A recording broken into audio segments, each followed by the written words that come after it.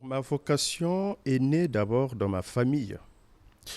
Ça m'a quand même beaucoup surpris quand je suis arrivé en France d'entendre beaucoup de Français me dire je suis chrétien non pratiquant. Et parfois, certains pensent qu'être pratiquant, c'est d'aller tout le temps à l'église. C'est bien, il faut aller à l'église, unir la prière, sa prière à celle de l'église universelle. Mais moi, je retiens la famille, mes parents, mes frères et sœurs, qui m'ont initié à la vie chrétienne. Eh bien, ma vocation est née dans la famille, je dirais. Et après, il y a eu cette ouverture d'aller voir le prêtre de ma paroisse d'origine à Ndona-Marie, dans le 7e arrondissement à Brazzaville. Et puis, ben voilà, c'est avec ce prêtre que nous avons essayé de réfléchir, de cheminer, de discerner.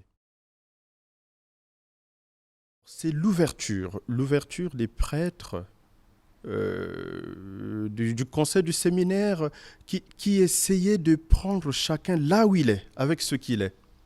Donc, en quelque sorte, la formation était aussi personnalisée. Voilà, moi je venais de l'Afrique, hein, je viens de l'Afrique. Bon, il y en a qui viennent, dans mon année, il y en a qui sont venus du diocèse de Beauvais, du diocèse de Rouen, du diocèse d'Évreux, mais chacun a son expérience. Le sacrement de réconciliation, tout d'abord, ce n'est pas un lieu où je vais voir un confrère prêtre pour me juger sur tout ce que j'ai fait ou lui présenter le catalogue des péchés. Le sacrement de réconciliation, c'est d'abord un sacrement d'amour. C'est un sacrement d'abord par lequel où nous reconnaissons l'amour de Dieu, Dieu qui nous appelle avec notre humanité. Alors, donc, c'est un sacrement de confiance. Et puis, voilà, j'ai la joie de demander à un confrère prêtre, voilà, j'ai besoin de toi. J'aimerais prier avec toi et demander le sacrement de réconciliation. C'est pas choisir des belles phrases que je vais donner comme ça aux chrétiens, comme une recette, voilà, allez le vivre. Mais il y a une parole très forte que l'évêque avait prononcée le jour de mon ordination diaconale, vivez ce que vous annoncez. Et je pense que la prédication, c'est aussi un lieu de conversion. Et quand je célèbre la messe, j'ai souvent peur de ce que je vais dire. Même si je l'ai préparé, j'ai souvent peur en me disant que ce que je vais dire, ça s'adresse d'abord à moi. C'est ce qui me fait vivre. C'est ce qui me fait vivre. Je me lève le matin, ben voilà, j'ai mon bréviaire, je prie pour les gens que je vais recevoir dans la journée. Je ne cherche pas à réfléchir que sera ou que seront mes intentions de prière. J'ouvre d'abord mon agenda, eh ben c'est très basique, hein, c'est facile. Hein. Qui je vais recevoir, je prie pour lui. Et je pense qu'un prêtre, c'est quelqu'un qui prie. C'est d'abord une mission qui est tournée vers le Christ.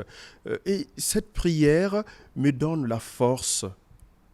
Je ne peux pas sortir sans commencer par la prière. C'est comme si je suis exposé, c'est comme s'il me manque quelque chose dans mon corps, même dans ma conscience. Donc du coup, la prière pour moi tient une place très très très importante. Quand je suis arrivé dans ce ministère presbytéral, où tu te dis, mais tiens, j'étais au séminaire, nous étions nombreux, et là je me retrouve seul. Qu'est-ce que je vais faire? Ben, il faut organiser sa vie, hein. Et ça, c'est pas très facile. Hein. Avec des réunions qui finissent à 22h30, tu rentres chez toi, il faut que tu prépares, soit tu manges tout seul devant la télé. Ben voilà. Au début, ça peut être une difficulté, mais après, il faut la dépasser, il faut organiser son temps. La joie que j'ai en tant que prêtre, c'est aussi d'être accompagné par les chrétiens. Je ne suis pas prêtre tout seul. Je le suis dans une église qui a un presbytérium et qui a tous ces laïcs dans le diocèse d'Évry que j'aime bien, ces laïcs qui sont vraiment engagés. Et ma joie, c'est que je sens toujours le retour. Je donne, mais je reçois beaucoup plus que ce que je donne.